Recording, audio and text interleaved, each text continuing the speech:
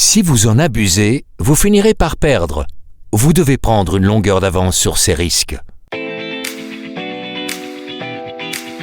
Bonjour, je m'appelle Michael Answorth. Le balado de services financiers Innovation CIBC s'intéresse aux entreprises en démarrage, en croissance et bien établies qui ont fait une percée dans leur secteur partout dans le monde.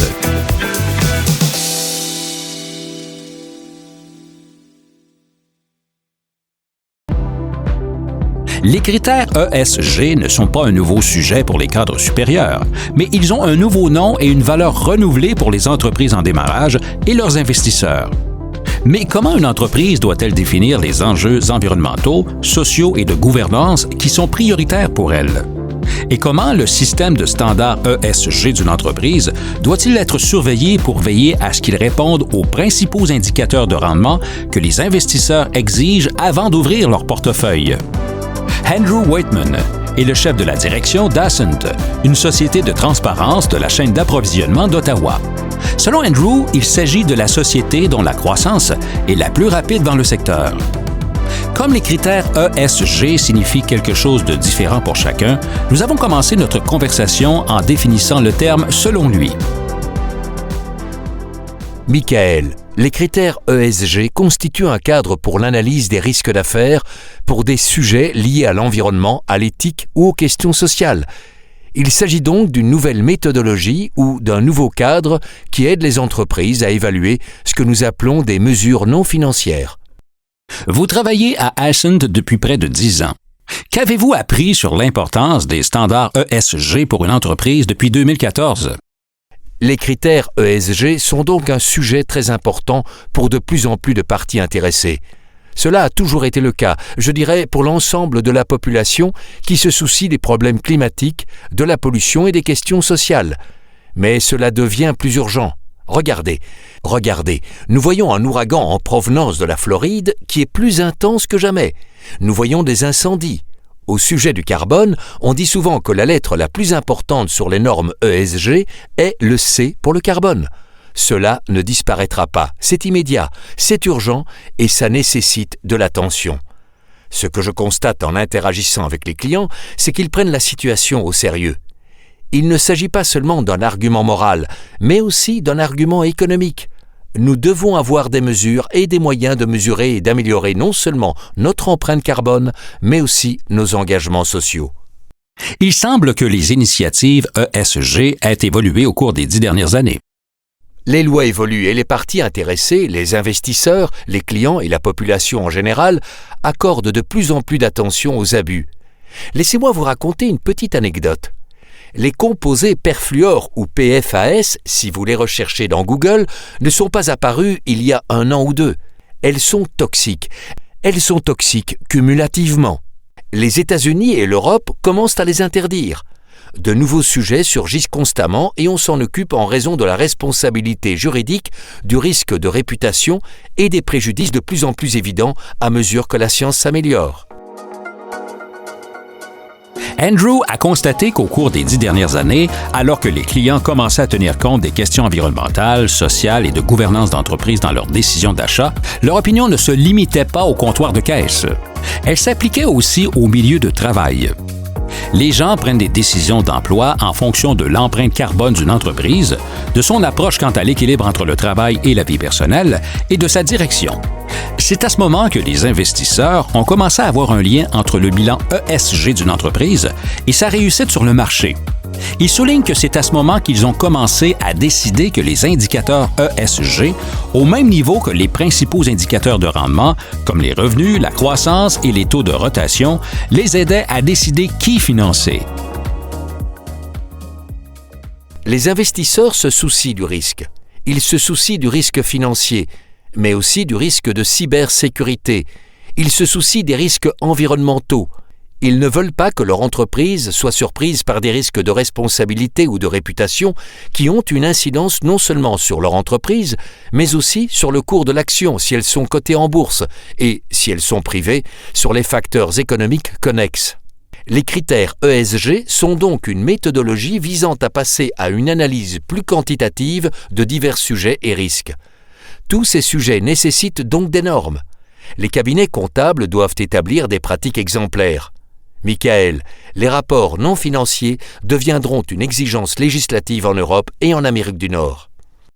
Lorsque vous élaborez ce solide programme ESG, je suppose qu'il est essentiel de communiquer avec vos parties prenantes, c'est-à-dire vos clients, vos investisseurs et vos employés. Comment établir les priorités? C'est une excellente question, Michael. Chaque entreprise évolue dans un contexte différent, et ce contexte doit tenir compte des priorités et des pressions.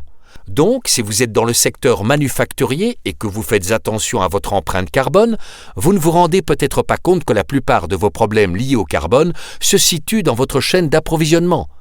Il s'agit des émissions du champ d'application 3. Chaque entreprise doit effectuer une analyse avec ses parties prenantes. Nous appelons cela un modèle de maturité. C'est ce que nous faisons pour aider les entreprises. Où en êtes-vous? Quels sont les principaux problèmes? Il peut s'agir de normes du travail, de lutte contre les pots de vin et la corruption ou d'un code de conduite. Mais selon le secteur dans lequel vous exercez vos activités et l'endroit où votre chaîne d'approvisionnement se situe, vous avez différents niveaux de risque dont vous ne vous êtes pas nécessairement occupé. Mais selon le secteur dans lequel vous exercez vos activités et l'endroit où votre chaîne d'approvisionnement se situe, vous avez différents niveaux de risque dont vous ne vous êtes pas nécessairement occupé et vous devez engager le dialogue avec les intervenants de votre chaîne d'approvisionnement. Si vous en abusez, vous finirez par perdre. Vous devez prendre une longueur d'avance sur ces risques à l'interne. Mais la majeure partie du risque pour de nombreuses entreprises, en particulier dans le secteur manufacturier, réside dans leur chaîne d'approvisionnement.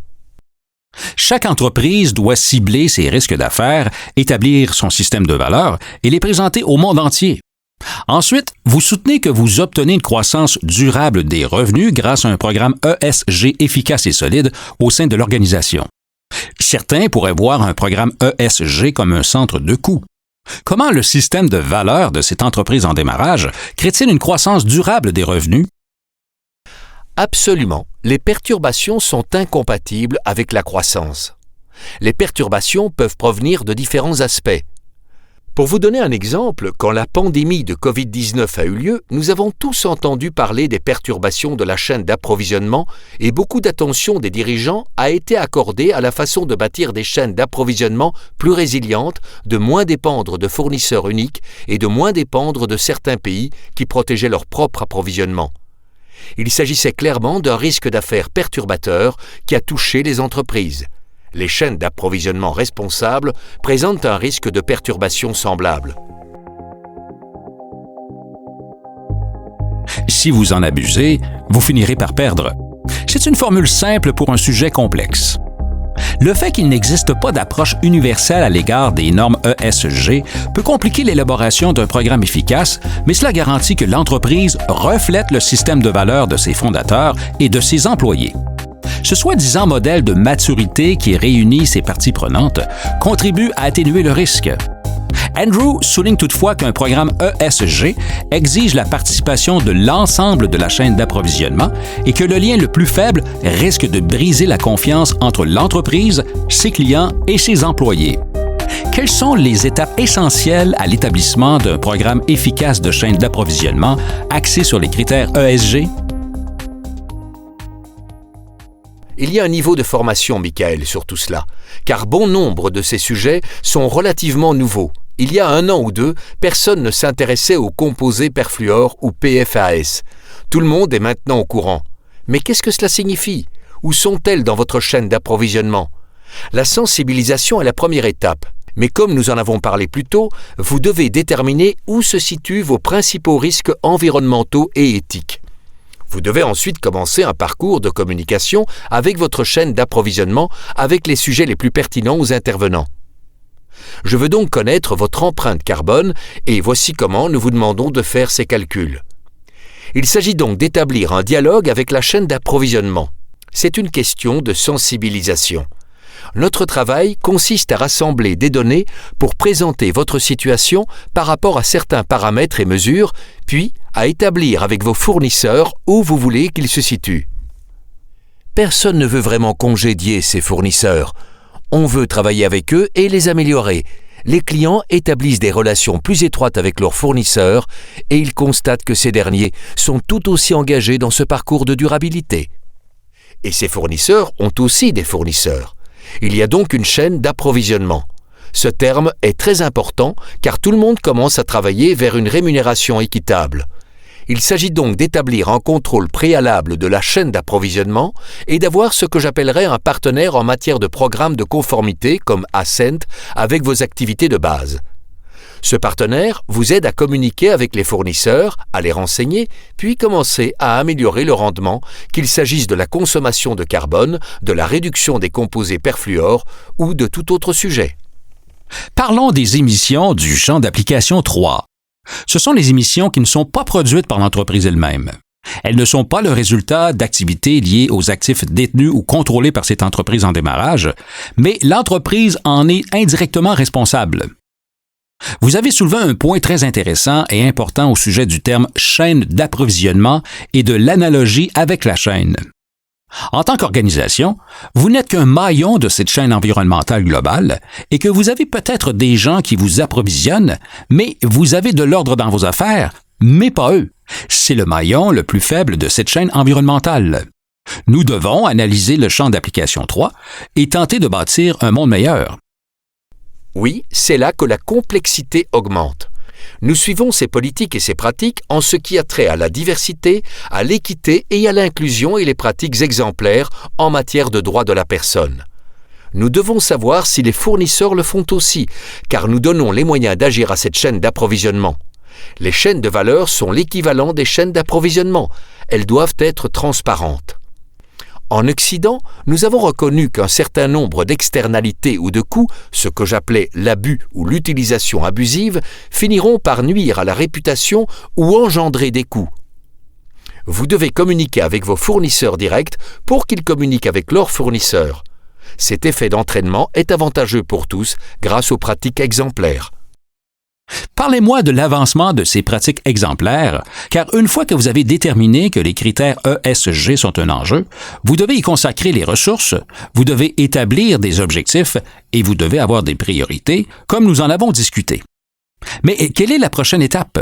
Parce qu'il me semble que les standards ESG ne sont pas un produit qu'on achète, qu'on met sur les tablettes et qu'on abandonne.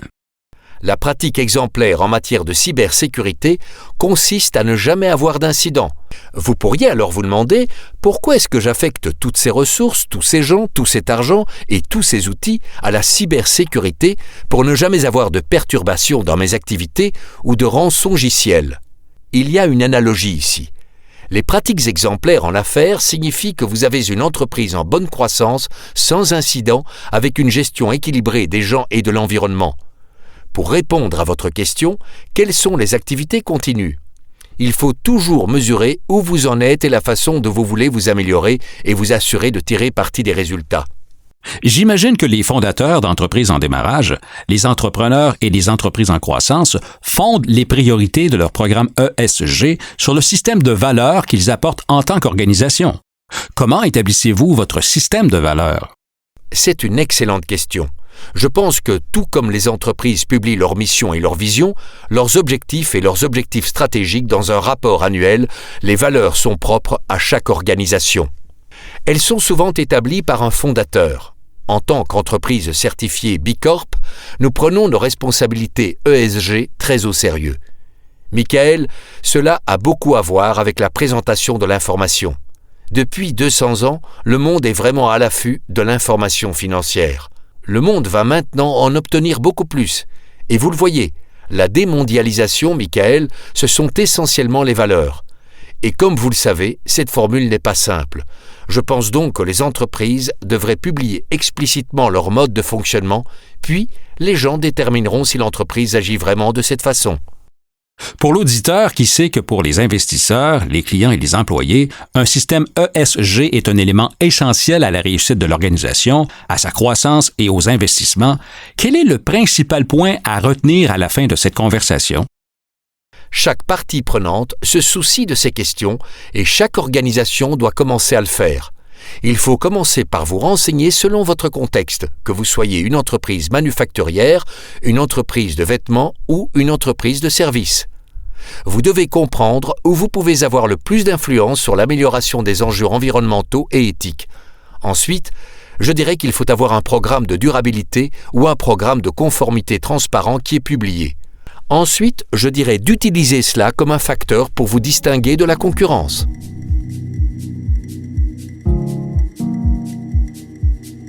Aider les entreprises à établir cette différenciation concurrentielle est ce qui fait en sorte qu'Ascent est aujourd'hui un pilier en pleine croissance en matière de transparence de la chaîne d'approvisionnement. Andrew continuera d'aider les fondateurs et les cadres supérieurs à déterminer ce que les critères ESG signifient pour eux en les encourageant à communiquer avec leurs parties prenantes, leurs clients et leurs employés pour créer un programme ESG quantifiable. Lorsque les investisseurs entrent dans la salle des données, ils savent qu'ils financeront une entreprise qui comprend les 3 lettres de l'acronyme et en quoi ces 3 lettres sont essentielles à la réussite aujourd'hui.